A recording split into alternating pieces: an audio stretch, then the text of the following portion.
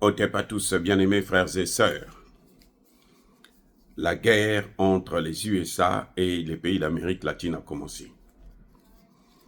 Vous savez que Donald Trump, après avoir signé le décret sur l'immigration, a commencé à expulser les migrants, probablement surtout sans papier, vers leur pays d'origine. C'est ainsi que 2 avions militaires, avec à leur bord plusieurs Colombiens, ont été renvoyés chez eux. Mais le gouvernement colombien a décidé, a refusé de les accueillir dans ces conditions. Le gouvernement colombien les a renvoyés aux États-Unis et eux, ils ont envoyé des avions civils aux États-Unis pour venir prendre leurs ressortissants. Comme pour dire que ce ne sont pas des bétails qu'on transporte comme ça, comme s'ils n'avaient pas de valeur. Et là, ils ont pris leurs ressortissants, ils sont repartis avec. Monsieur Donald Trump est rentré dans une colère, mais alors rouge. Il a décidé de taxer les produits colombiens. Il a augmenté les taxes. Son arme fatale, c'est ça.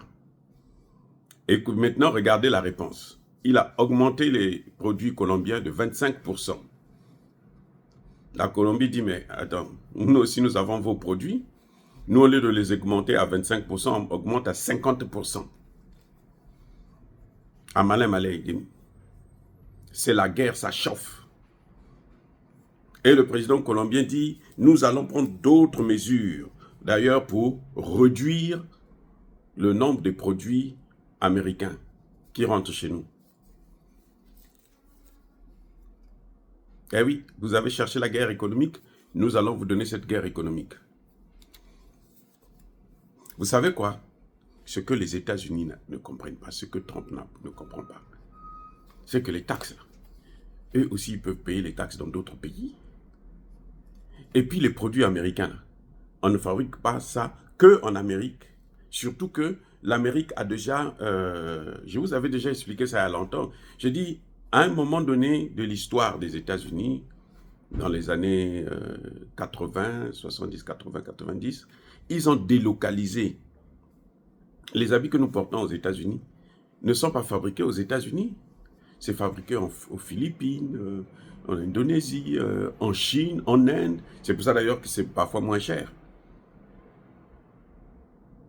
Oui, c'est pas fabriqué, les grandes usines, ça y est pas ici. Ça y est à l'étranger.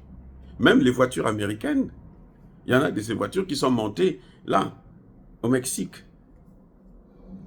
Alors, quand tu prends des décisions sur les taxes, mais ça peut se retourner sur toi-même.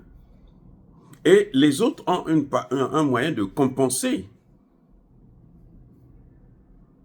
ces choses-là. Quand le gouvernement colombien dit qu'il prend des sanctions contre les États-Unis pour réduire le nombre de produits qui arrivent, vous savez pourquoi?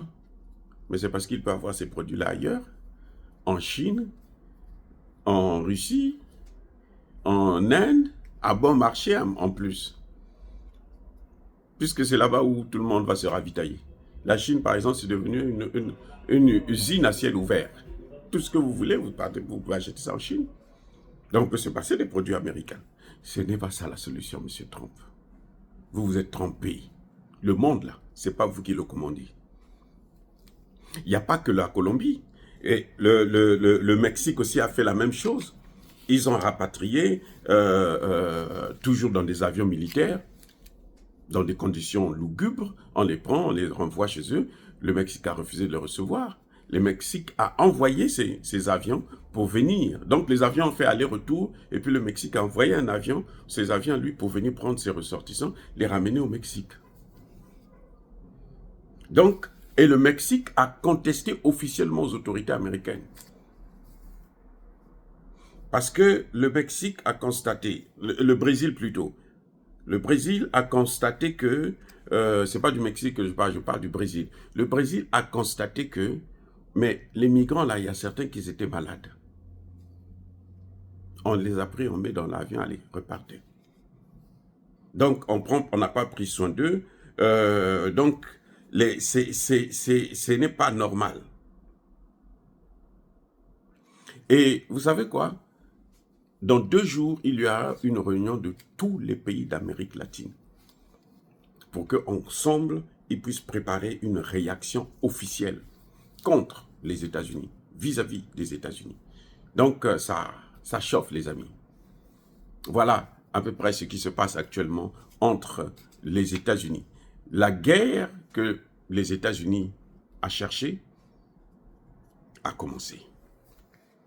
On ne sait pas jusqu'où ça va aller.